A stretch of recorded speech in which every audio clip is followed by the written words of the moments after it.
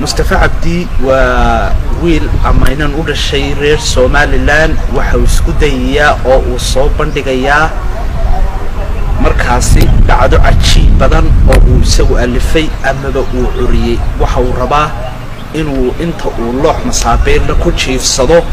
dabadeedna lagu dul jabiyo xabad lamana waa dhacdo aad u khatar badan waana markii ugu horeysay qof u dhashay Soomaaliland oo soo bandhigo isku daygaasi ama dhacdo noocaas oo kala daawadayaasha waan uga digayaa inay isku dayaan balse waxaynu eegi doonaa bal dhacdadan iyo waliba Mustafa Cabdi in uu sameeyo ee daawasho wanaagsan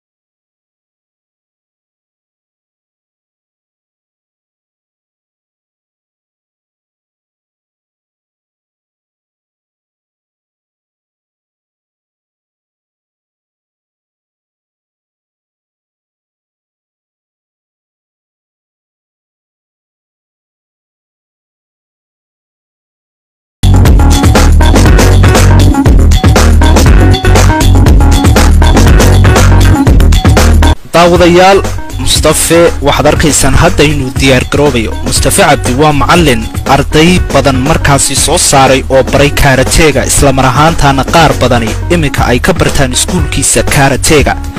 bal haddaba aynu eegno Mustafa iyo isku daygiisani waxa uu isku dayayaa daawadayaal aan dibidii xusuusiyay in uu ku jiifsado masaabiir gaaraya 300 oo musbaar dabadeedna lagu dul jabiyo xabad laban ah iyadoo lagu dhufanayo dube waa dhacdo aad u khatar badan daawadayaal ha isku dayina ayaan idin oran lahaa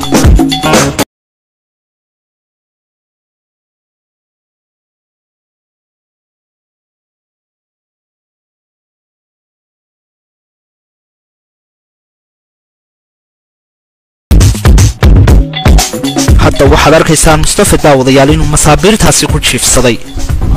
bal aynu eegno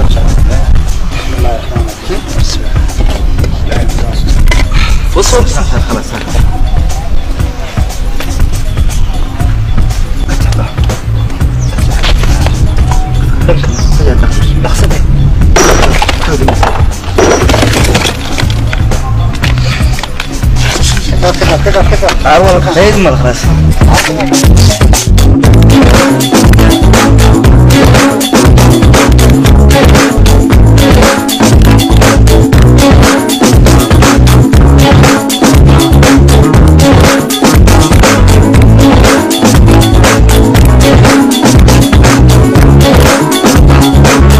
daawadayaal waxaad arkayseen Mustafa sida uu isku dayay oo uu soo bandhigay dhacdadan aad ka khatarta badnayd waxaad arkayseen inaan wax dhibi ka soo gaarin muddo badan waxa uu tababar ugu jiray sidii uu isku daygan mar uga dhabayn lahaa qof wala oo isku daya waxna mar ayaa uu ka gungaadha haddii uu adkaysto